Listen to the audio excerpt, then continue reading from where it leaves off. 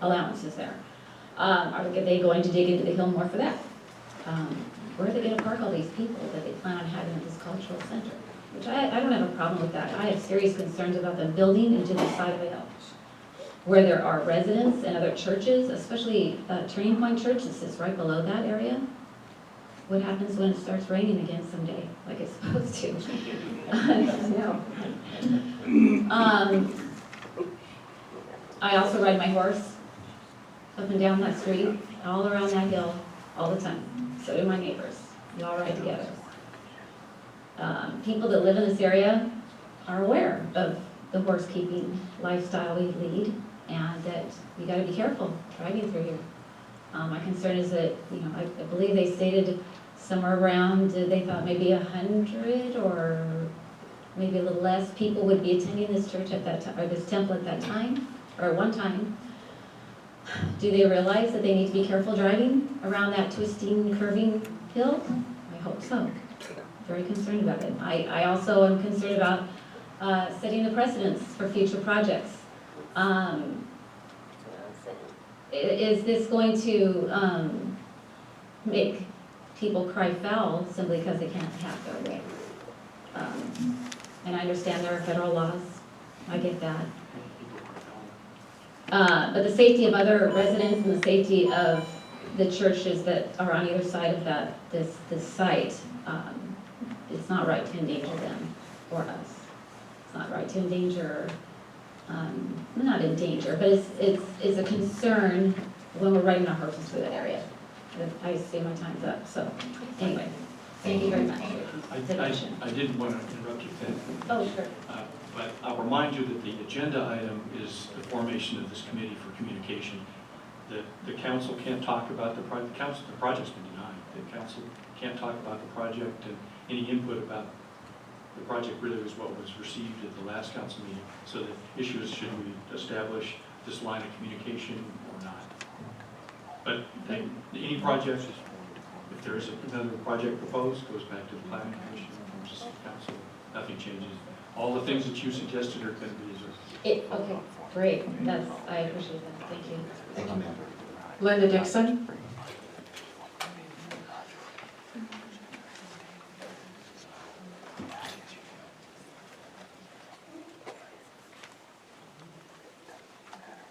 I'm against the ad hoc committee. I was at the planning commission meeting, and I've been going to council meetings and commission meetings for over 20 years. And I can tell you that the planning commission, all 5 of them, took more time with this project than any other that I can remember in a long time.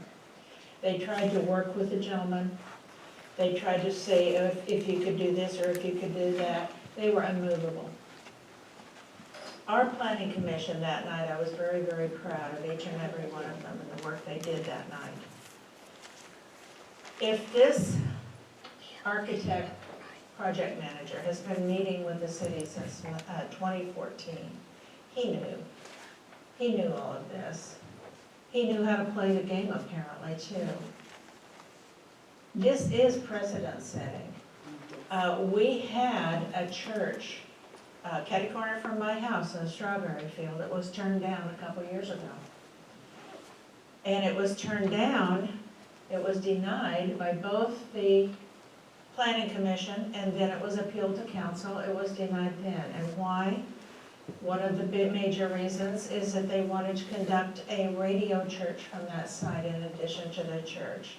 And the radio towers exceeded our codes. So many things exceeded our codes.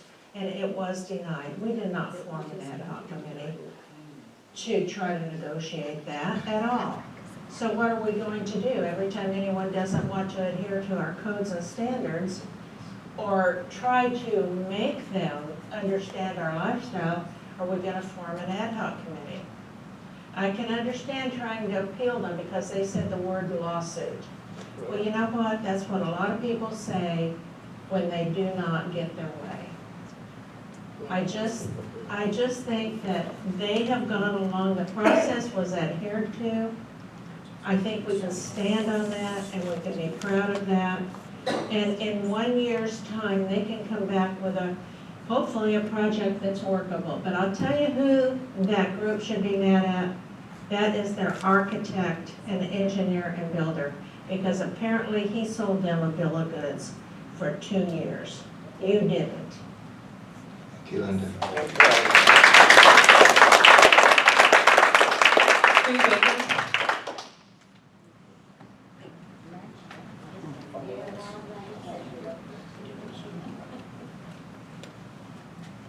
Good evening. Yes, it would be setting a precedent, but what I also don't appreciate about this is accusing our planning commission, our council, and thereby our neighbors of any prejudice. I have no prejudice about the Hindus bringing in a temple here. None whatsoever. We have Hindus that are business owners here in town. I go to their businesses. I welcome them. But if you come into a town, and especially if you are of a church or a temple, as a Christian, I believe in our liberties, and I believe in the freedoms that we do have. But if I come into a town and I want to build a building, there are codes, and I know that. And we've had 2 years. They have had 2 years. When I first went to the council regarding the Crestview, I didn't know anybody in this town. And it took 3 years to work that street out, and I had to go door to door, and I got the neighborhood involved, as Kevin knows, as our mayor knows. The same thing. This has been going for 2 years. I believe in our planning commission. I was there. I watched it. That their community didn't know about that, that is not our fault. That is not the commission's fault, and that is not your fault. This is a precedence. And I'm sorry that they feel the way they do. I have no problem with it being sent back, since there have been another set of plans issued, back to the Planning Commission. But if you come into a city, you come into a town, you come into a community, be a part of it, don't sue it. Andy Higgins.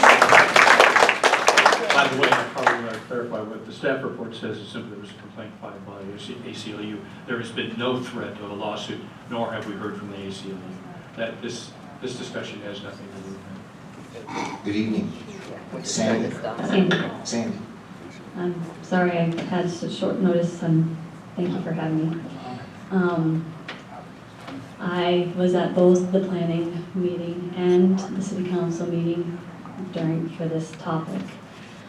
I'm slightly outraged that they would, I don't know exactly how to put it, but I feel that they have threatened our way of living by saying that it's because of their religion, when it had nothing to do with their religion, when both the planning commission and the city council denied both this topic.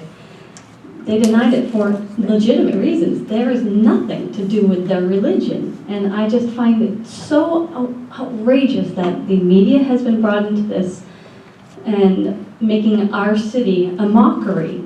And it's unacceptable. I'm so angry about this. They want a temple and a cultural center, which will bring in an exuberant amount of people.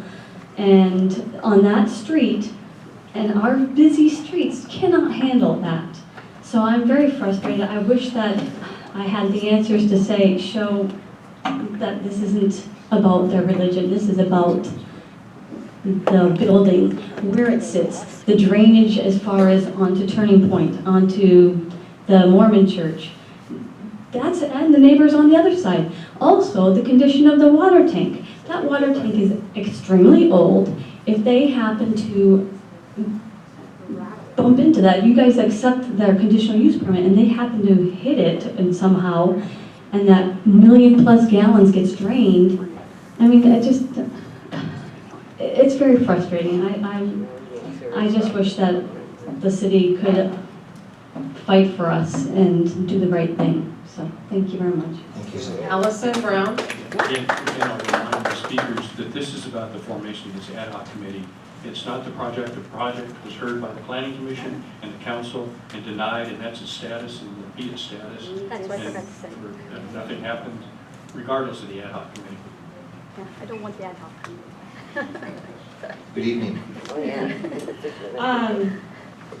In addressing the ad hoc committee, I'm against it because I feel like it's just a way of them circumventing what everyone else has to go through. I've done building projects, we have certain ways we do things, and it just seems like they didn't get their way and they're trying to subvert it into this other way of negotiating and confusing what's at hand. I was at the planning commission meeting.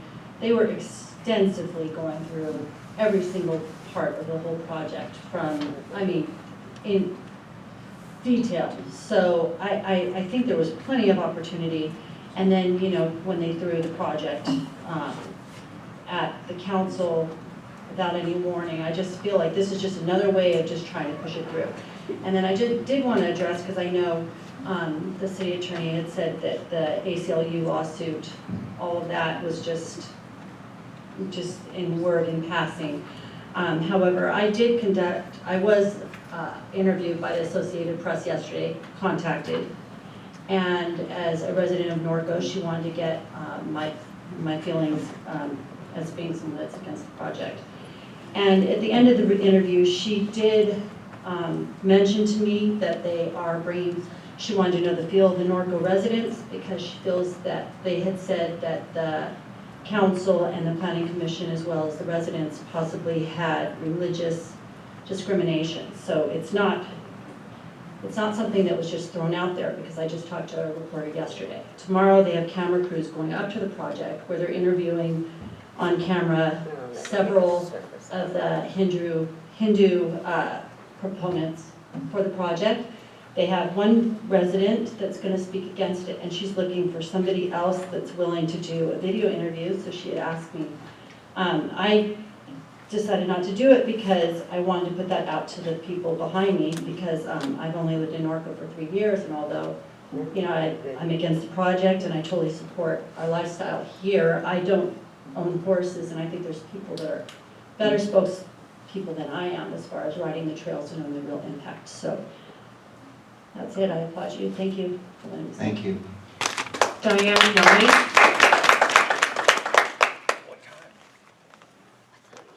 Good evening, how are you? I am fine, thank you. I just want to let you know that I am also against the formation of the ad hoc committee.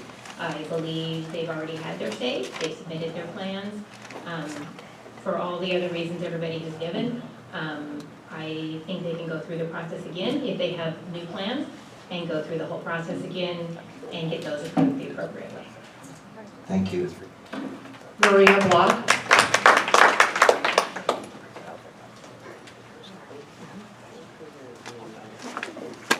Hi, thank you for listening to me today. I have a whole speech on why I am against the proposal, but as you guys said, we're not here to discuss that. The committee, I feel to a certain extent it's defamation of our city, and I do feel the committee would be doing their job trying to get it proposed through. I feel you guys did a great job knocking it down. When it's discussed again, I will come here and read my 4-page paper in my 3 minutes, but I just do want to say I appreciate what you guys do, but I am against the committee. I think you guys did everything from beginning to end of what you should have done, and thank you. Thank you, ma'am. Karen Leonard.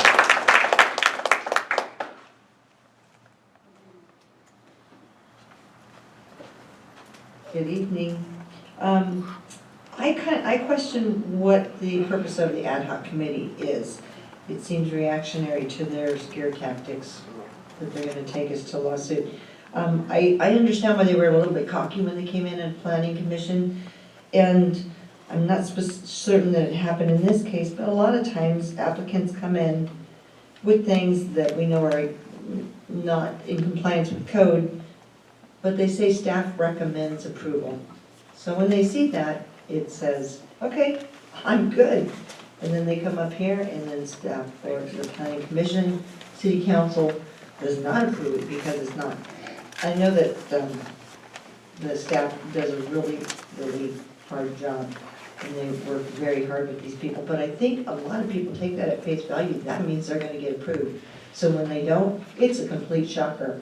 So when they brought it to city council, and they were willing to work, at that point, they're willing to work, because they stood here at planning and said, nope, this is what it's gonna be, this is what we want, and you're gonna have to accommodate us.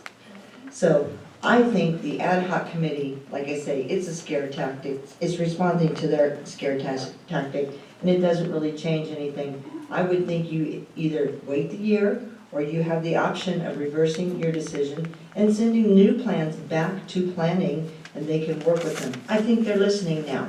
Thanks very much. Thank you. Rosa Zuniga Green.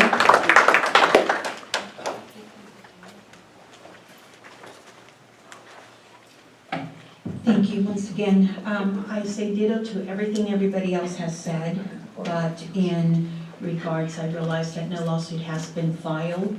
I would just like to say, because the threat is there, that we as a city be prepared to be able to present documentation, that they went through a pre-application process, that we clearly identified what we wanted in their plans, that we provided written correspondence, emails, whatever, that documentation be there, that they have provided photo sims for what the project was going to look like, that they received letters of incompleteness, that they received letters of completeness, because they should have received a letter of complete if they went to the Planning Commission, if it was going to the Planning Commission. And if it was staff's recommendation for approval, now we have to go back and, you know, say, okay, where did this go wrong? I'm just concerned that our city does not have the funds to go into a lawsuit, and I appreciate everything that the Planning Commission does, everything that you folks do, and everything that the staff does. But in abundance of caution, let's just make sure we have our ducks in a row and have the supporting documentation. And Linda's correct, you know, the architect had a responsibility for that project, and if you have to go through a checklist of what the requirements are, make sure you're checking off that checklist and they're working from that checklist. Okay? Thank you very much for your time. Rosa.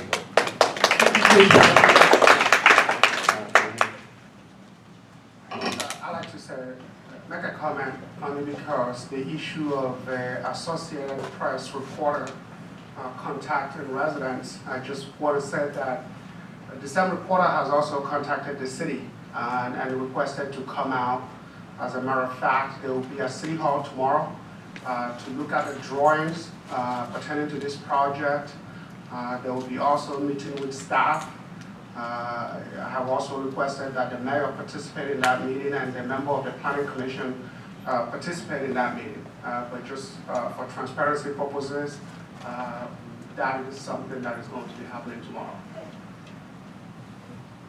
Thank you. I'll now close public hearing, bring it back to council. Does council have anything they want to say? I'll start with Robin. Andy, I just have a question. When they look at the drawings tomorrow, which ones are they getting? They'll be looking at the same drawings that the planning commission looked at. Okay, so the second set will not be presented? It wasn't considered, it wasn't part of the project evaluation. Thank you. Ted? I have a problem with forming an ad hoc committee on this matter. I think we're setting up a legal precedent, going down a slippery path that we don't want. We didn't do it for Verizon, and they were doing the church. We haven't done it for Rob and his, that we denied before. We've denied other things that come from planning. I don't think an ad hoc committee involving the applicant and staff and planning commission council at this point is something that we should start doing, because otherwise we will have a slew of these coming down every time we do this, and some of this stuff. Now, what I do think that we should do and Andy, you almost touched on it, but I'd rather see us do a workshop type of a committee involving all the planning commissioners, all the council, and the planning staff, where we go over the, John, if I screw it up, let me know, the Religious Land Use and Institutionalized Persons Act. Yeah. That way, in the future, we can say that we, as a city, really understand this program, and John, you probably have to teach it, but to put it together so there's a workshop on that actual act, so that any of these other churches come in. Then, at the same time, I don't have a problem inviting the temple to come back, or the applicant to come back, and then work with Steve in his planning and do it again. But I think that to have an ad hoc committee made up, and you put in here to work with the applicant on that, without us having gone through and do our due diligence to learn about this act, I think it's putting the cart before the horse. I'd rather see us do that, and then reach out to them and say, hey, this is what we want to do. Start them again in that process. There's several, and I've talked to them later on about, because of this issue, but later on I'm going to propose that we go through another process to get, we're seeing too many of these appeals. We have 2 of them later on in our council, and we don't need this type of thing. This should be done at the planning commission level and not here at council. Thank you. Greg? Thank you. Thanks to all the speakers, also for your input. I'd like to thank the city manager and staff. I know your intent is that you're trying to protect us all, and I understand that. The question I had asked Steve earlier on about an initial scoping meeting with the applicant. The way I look at this is that from that point, we know that the Planning Commission reached out and tried to work with the engineer, the applicant. We did the same at City Council, though perhaps at Council, our discussions got a little more too involved. Yes. But I think it was also the intent, where I can only speak for myself, the intent was that they had made an issue of that we weren't reaching out. And at that point, I thought that we should have more discussion with them to let them understand that we are reaching out to them. At that point, well, let me back up to that, to a comment you made, John, about reaching out to the applicant. I don't know if you're going to be able to reach out to the community. If you were going to sit down and have an ad hoc committee, you're going to be reaching out to the same engineer, architect, representative that did the majority of the speaking and did all the drawings for the project. I don't think you're going to have the opportunity to reach out to that entire community with this ad hoc committee. Although what you say, that is the purpose, is to reach out to the community, as opposed to, the idea isn't necessarily to redesign the project, it was to respond to the comments, really the meeting after it was denied, that the Hindu community, whatever that is in Norco and the surrounding area, felt that we just didn't understand and didn't appreciate, and they didn't understand it. And so the idea was for the ad hoc committee to, those are the people who were communicating with. Frankly, and you can comment, but I don't think we've had any contact from anybody, particularly not about this agenda item, from the Hindu community. So we can't hear you. So we haven't had any contact from the Hindu community at all. I don't know that, the formation of an ad hoc committee could be a committee which never meets.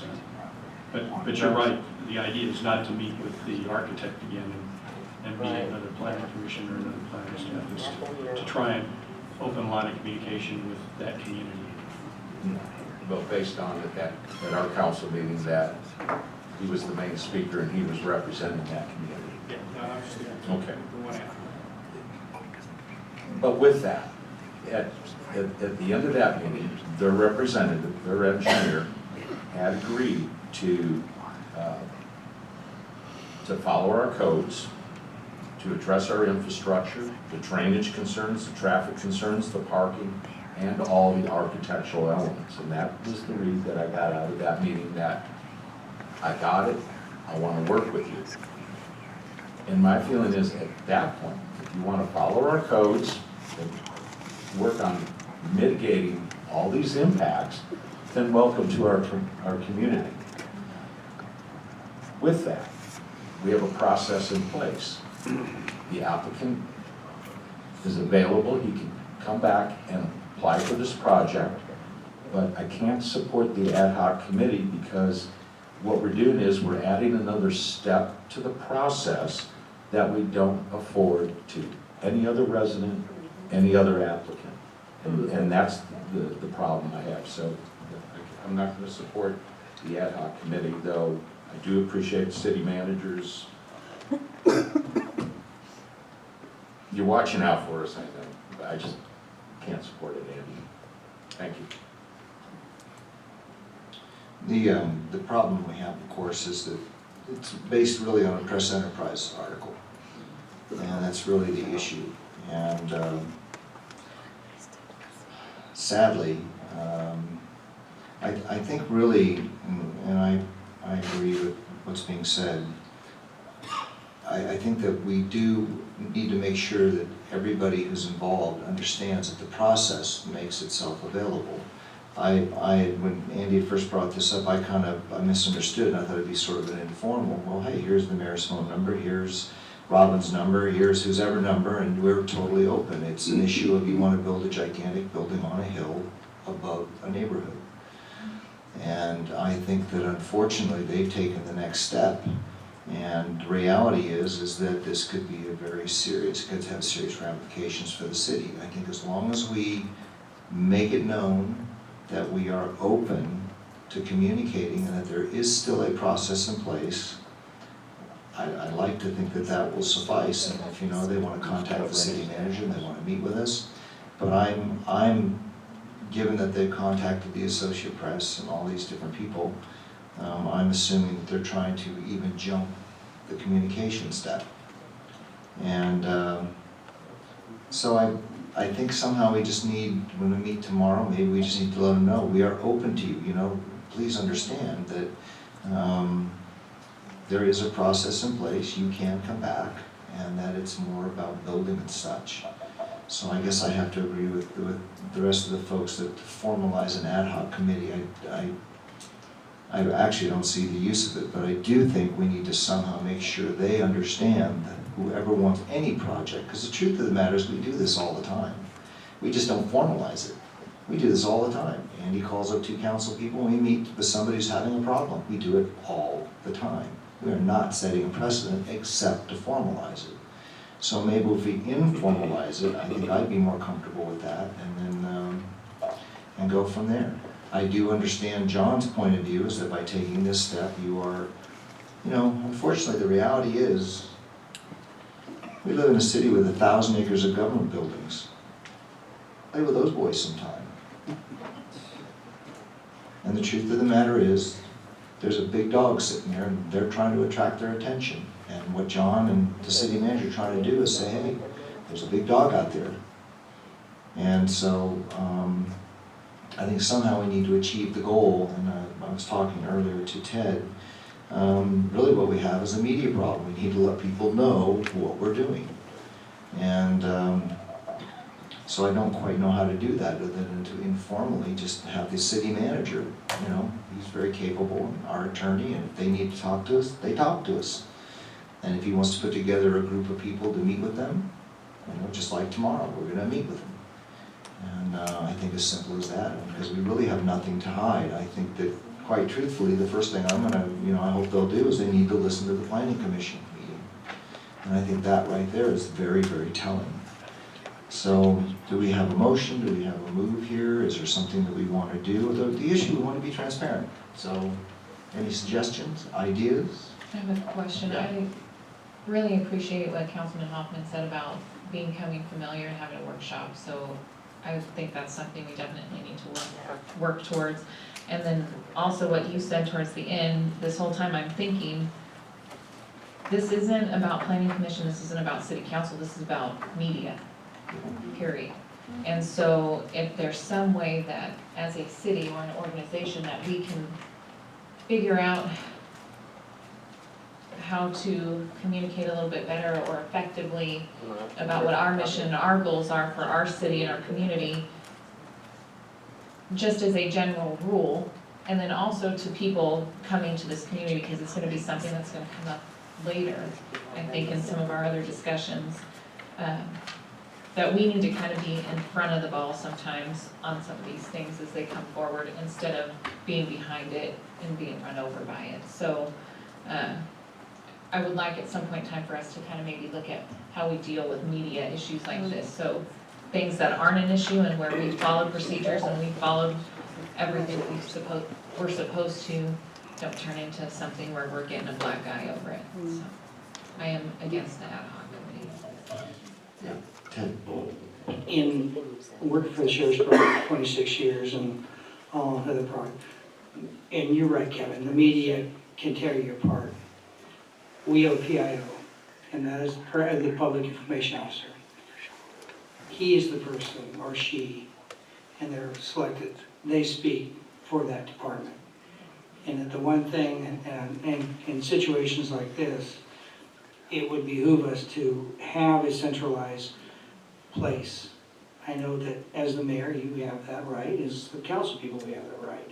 But in situations that come like this, is that the question, when asked or when the media contacts, it should come through the city manager's office and through the attorney, city attorney, so that we don't step on our toes.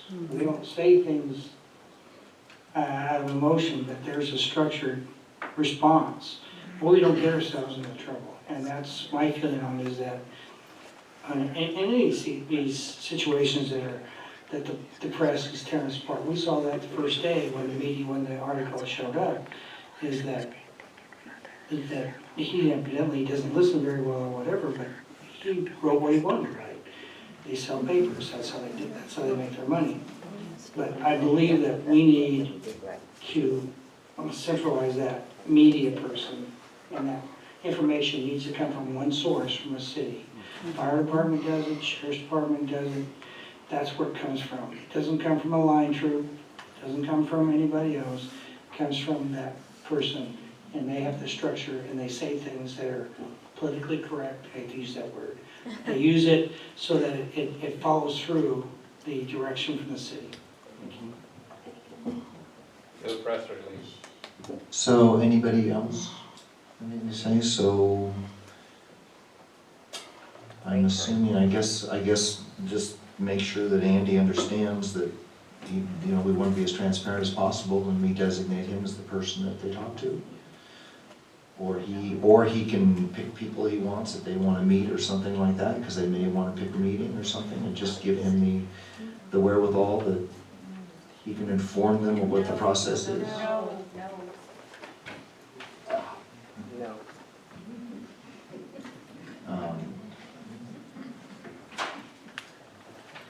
My point is that they understand the process.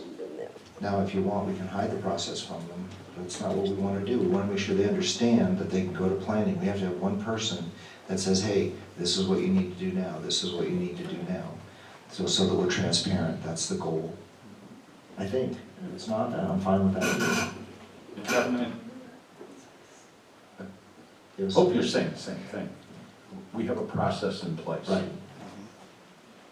The city manager should direct to any applicant what that process is. That's exactly what I'm saying. Whether it's through a staff member or his office. That's what I mean.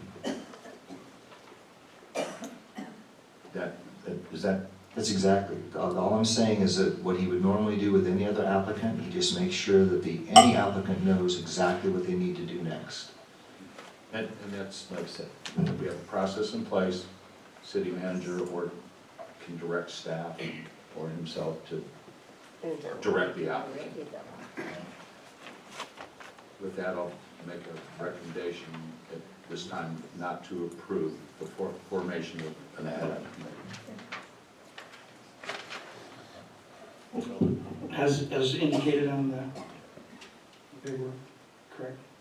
I said not to approve. No, okay, but yeah, because the city manager made two suggestions initially. This is just the ad hoc committee, correct? We don't need to have any of that in there because that's the way it is. Okay, all right, yeah, That's our process. Just follow the process. yeah, Right. okay, yeah, I'll second that then.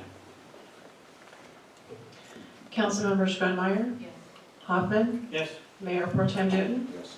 Mayor Bash? Yes. Motion carries. We'll now take a 10-minute break.